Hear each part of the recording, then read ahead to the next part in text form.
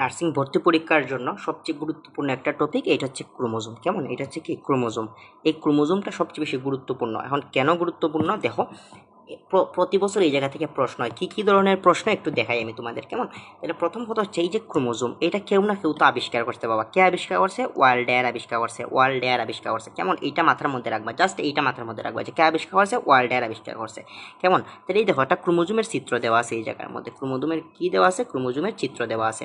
তো ক্রোমো মানে হচ্ছে রং, মনে রাখবা ক্রোমো মানে হচ্ছে রং। তাহলে এই অংশগুলো রং অবস্থায় থাকবে। কি অবস্থায় থাকবে? রঙিন থাকবে। কেমন? কি অবস্থায় থাকবে? রঙিন থাকবে। রঙিন থাকবে। কি অবস্থায় থাকবে? রঙিন থাকবে। কেমন? রঙিন। তাইলে রংহীন অবস্থায় থাকে কোন অংশটা? রংহীন অবস্থায় থাকে হচ্ছে মধ্যখানের যে অংশটা, এটা হচ্ছে রংহীন অবস্থায় থাকে। এইটা হচ্ছে রংহীন অবস্থায় থাকে। কেমন?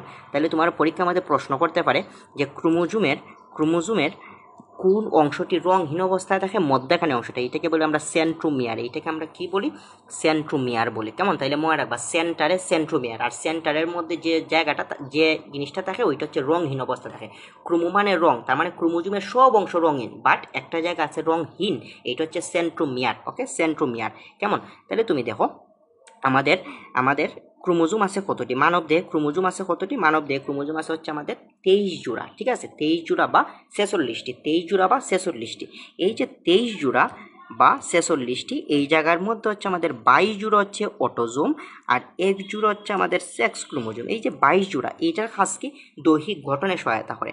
দৈহিক গঠনে সহায়তা করে। আর 1 জোড়া সেক্স ক্রোমোজোম, সে ছেলে হবে নাকি মেয়ে হবে সে ওইটা নির্ধারণ করে। ছেলেদের ক্ষেত্রে থাকা হচ্ছে XY, আর মেয়েদের ক্ষেত্রে থাকা হচ্ছে XS। এটা মনে রাখবা। ছেলেদের ক্ষেত্রে হচ্ছে XY, মেয়েদের ক্ষেত্রে হচ্ছে XS। এটা মনে রাখা গুরুত্বপূর্ণ। কেন গুরুত্বপূর্ণ আমি একটু পরেই বলতেছি তোমাদের। তাহলে দেখো, তাহলে ক্রোমোজোমের ভিতরে কি কি থাকে? ক্রোমোজোমের ভিতরে থাকা হচ্ছে ডিএনএ, ডিঅক্সিরাইবোনিউক্লিক অ্যাসিড, আরএনএ থাকে, রাইবোনিউক্লিক অ্যাসিড, আর হচ্ছে আমাদের প্রোটিন থাকে, যাকে জীবনের ভাষা বলা হয়। প্রোটিনকে জীবনের ভাষা বলা হয়। এটা একটা MCQ। প্রোটিনকে জীবনের ভাষা বলা হয়। কেমন? জীবনের ভাষা বলা হয়। এইটুকুই পড়াশোনা তোমার, এইটুকু পড়াশোনা।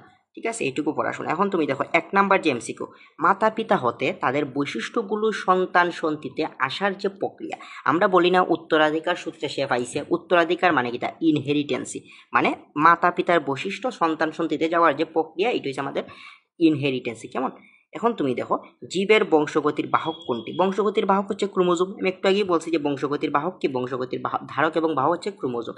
এই জায়গার মধ্যে আরেকটি কথা আছে, যেহেতু ক্রোমোজোমের ভিতরে ডিএনএ, আরএনএ, প্রোটিন থাকে, তো ডিএনএর ভিতরে আবার কি থাকে? ডিএনএর ভিতরে একটা দেখো জিন নিয়ে একটা কনসেপ্ট থাকতে হবে তোমাদের।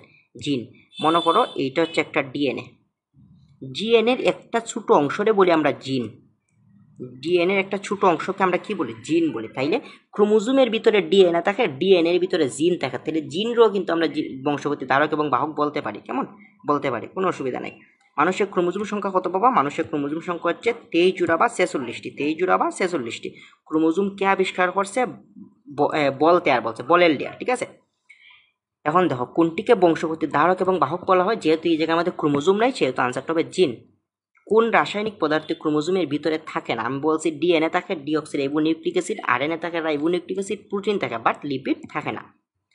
মানুষের দেহকোষে যে একই ধরনের 22 জোড়া ক্রোমোজোম আছে তাদেরকে কি বলে? অটোজোম বলে। আর 1 জোড়া যে আছে এটাকে বলে আমরা সেক্স ক্রোমোজোম।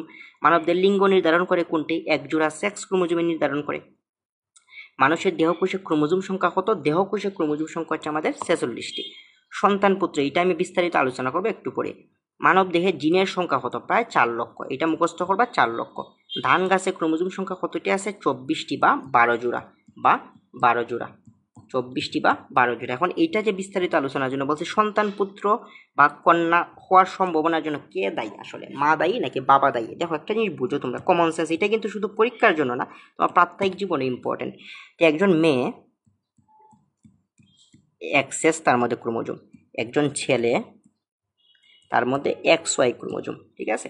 এখন ধরো তার মধ্যে মেয়ে হইছে, মেয়ে হইলে তার একটা X ক্রোমোজোম আসবে, তার একটা X ক্রোমোজোম আসবে। কেমন? আচ্ছা, এখন ধরো ছেলে হইছে,